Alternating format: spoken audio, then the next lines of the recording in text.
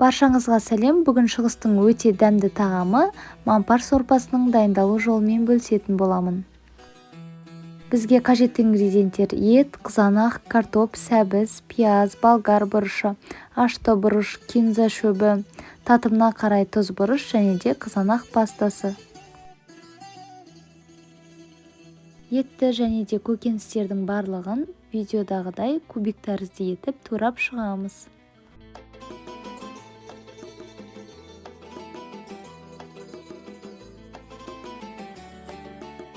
Ыдысқа күнбағыс майын құйып, алдымен етті қуыратын боламыз. Артынан пиязды саламыз. Барлық ингредиенттерді қатты отта 2-3 минут көлемінде қуырамыз.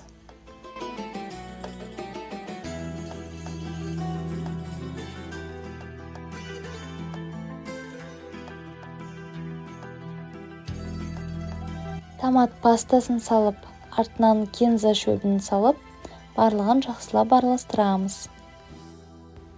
Татымына қарай тұз бұрыш салып, араластырып, үстіне 2 литр су құямыз.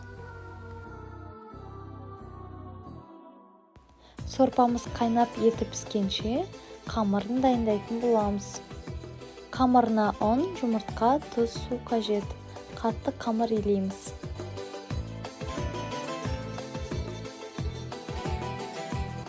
Қамырды 10 минуттай тындырып қоямыз. Сорпамыз қайнаған соң бетіндегі көбікті алып тастаймыз. Қамырды жаюға көшеміз. Қамырдың қалыңдығы 2-3 мм болуы қажет. Видеода көріп отырғандарыңыздай осындай жолақша етіп кесіп шығамыз. Біздің қамырымыз кубик тәрізді болып шығуы керек.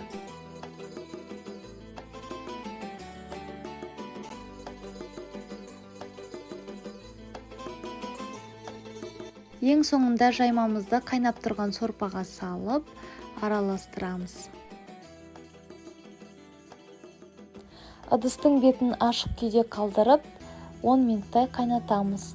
Үстіне қалауыңыз бойынша қызыл бұрыш салсаңыз болады.